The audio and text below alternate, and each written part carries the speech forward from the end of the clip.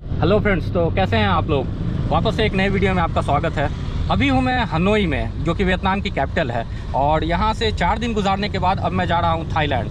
तो इस वीडियो में मैं आपको बताने वाला हूँ कि हनोई की इमिग्रेशन कैसे होगी और वापस थाईलैंड में वीज़ा ऑन अराइवल कैसे मिलेगा। जो भी अभी अपडेटेड जो लेटेस्ट उनका रूल्स एंड रेगुलेशन है, लॉ है, वो मैं सब आपको बताने वाला हूँ। तो मेरे साथ इस वीडियो में बने रहें।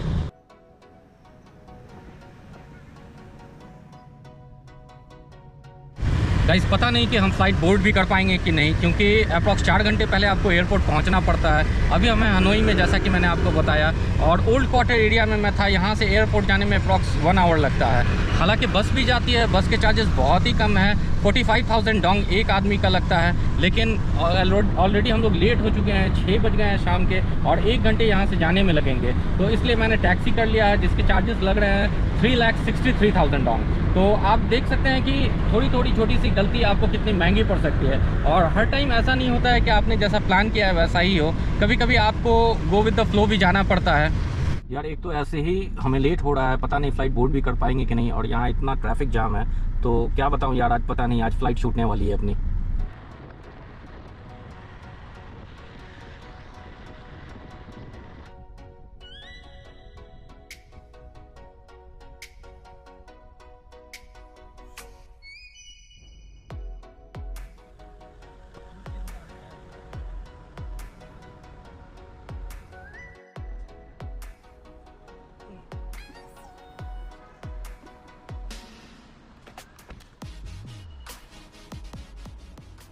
तो गाइस, हम लोग पहुंच चुके हैं वियतनाम एयरपोर्ट पे, और टाइमली पहुंच गए हैं। देखते हैं कितना टाइम और बचा है अंदर जाते हैं हम, और बोर्डिंग पास पहले कलेक्ट करते हैं, फिर मैं आगे की डिटेल्स आपको बताता हूँ।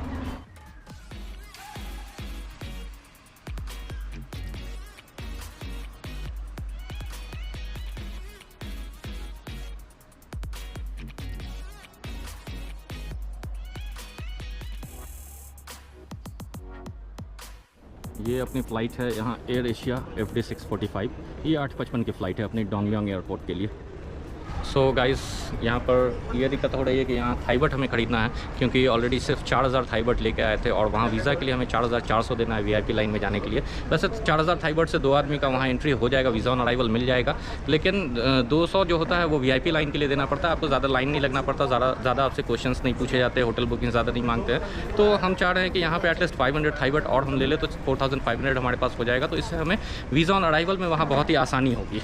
तो लेकिन प्रॉब्लम यहाँ ये है कि इनके पास 1,000 थाईबट से नीचे की कोई करेंसी नहीं है। तो 1,000 थाईबट के लिए हमें यहाँ पर 3125 रुपये देने पड़ रहे हैं। वैसे अभी यहाँ पे जो चल रहा है वो रेट चल रहा है आपका 2.36 का, मेरे अंदाज से अभी थाईबट का इंडियन रुपीज़ में रेट चल रहा है। लेकिन यहाँ हमें जो मिल रहा है वो 3.25 का रेट मिल रहा है। तो एयरपोर्ट पर भाई इतना तो देना पड़ता है एक्स्ट्रा।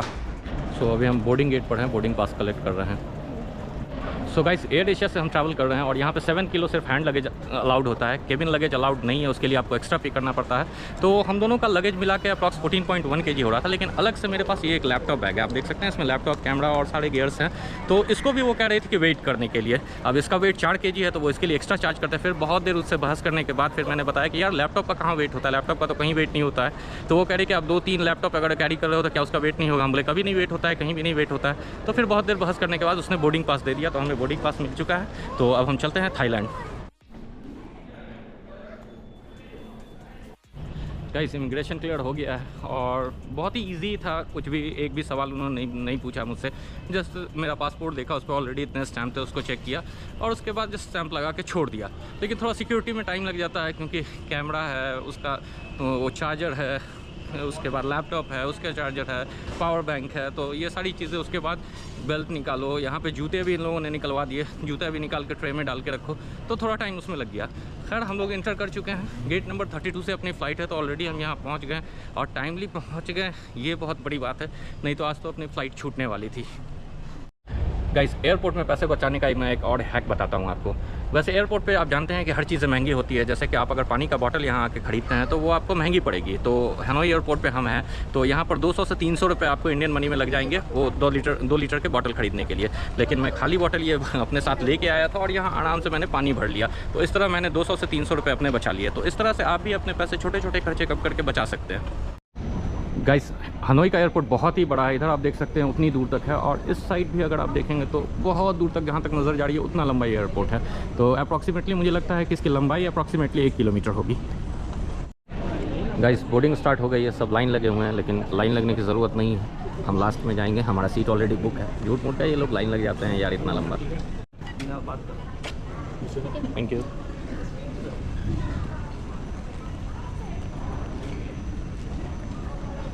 गाइस बहुत ही स्लो बोर्डिंग है, पता नहीं टाइम तो ऑलरेडी हो चुका है फ़्लाइट के टेक ऑफ का, लेकिन अभी तक हम यहाँ लाइन में खड़े हैं। हमारे पीछे भी देख सकते हैं इतने आदमी हैं, और ये मैं आपको आगे दिखाता हूँ, इधर भी पूरी लंबी लाइन लगी है, बहुत ही स्लो बोर्डिंग है इनका।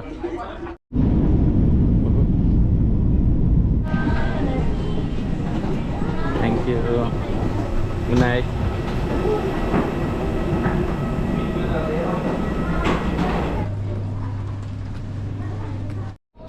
सो गाइज़ रात के 11:10 हो गए हैं, तो ऑलरेडी हमारी फ़्लाइट लगभग 25 मिनट लेट हो चुकी है। हालांकि 35 मिनट टेक ऑफ भी लेट किया था, और 25 मिनट लेट हम लोग पहुँचे।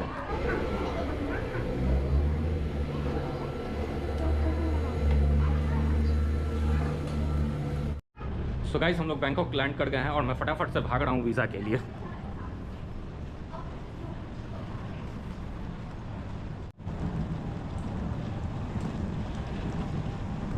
सो गाइस पीछे बहुत ही लंबी लाइन लगी हुई थी यार, कम से कम 500 आदमी लाइन में लगे हुए थे।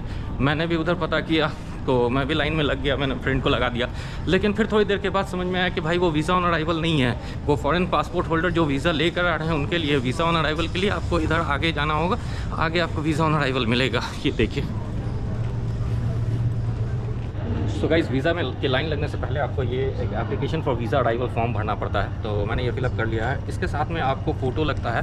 सो स्पेसिफिकेशन ये होनी चाहिए फ़ोटो की, वाइट बैकग्राउंड होना चाहिए और क्लियर फेस होना चाहिए 70-30 का, जो कि वीज़ा के रूल होता है। तो मैं 2 फ़ोटो लेके आया हूँ साथ में। तो चलिए अब चलते हैं वीज़ा ऑन अराइवल के लिए अप्लाई करते हैं। So guys visa on arrival मिल गया है, और वियतनाम से आने का एक सबसे बड़ा फ़ायदा हमें ये हुआ कि पूरा क्यू खाली था, कोई भी लाइन में नहीं था, बस 2-4 आदमी थे। फटाक से 2 मिनट के अंदर मैंने एप्लीकेशन भरा, और उसके बाद भरने के बाद वहाँ जमा किया, और विदिन 1 मिनट मुझे स्टैंप लगा के उन लोगों ने दे दिया। तो मैं वो एक्सप्रेस लाइन में ही गया था, इसलिए गया था। वहाँ 2200 लगता है, 200 भाट आपको एक्स्ट्रा लगता है, 500 रुपये इंडियन मनी में। लेकिन एक चीज़ होता है कि वो कोई सवाल नहीं पूछते आपसे। थक गया हूँ यार। तो मैं बता रहा था कि अगर आप नॉर्मल लाइन में जाते हैं तो सबसे पहले वो आपसे पूछेंगे कि आपको 10,000 थाई बाट पर पर्सन आपको दिखाना होगा कैश, ठीक है। उसके बाद आप जितने दिन यहाँ रुक रहे हैं उतने दिनों का आपको end to end booking, hotel booking, और वो भी पेड दिखाना पड़ेगा।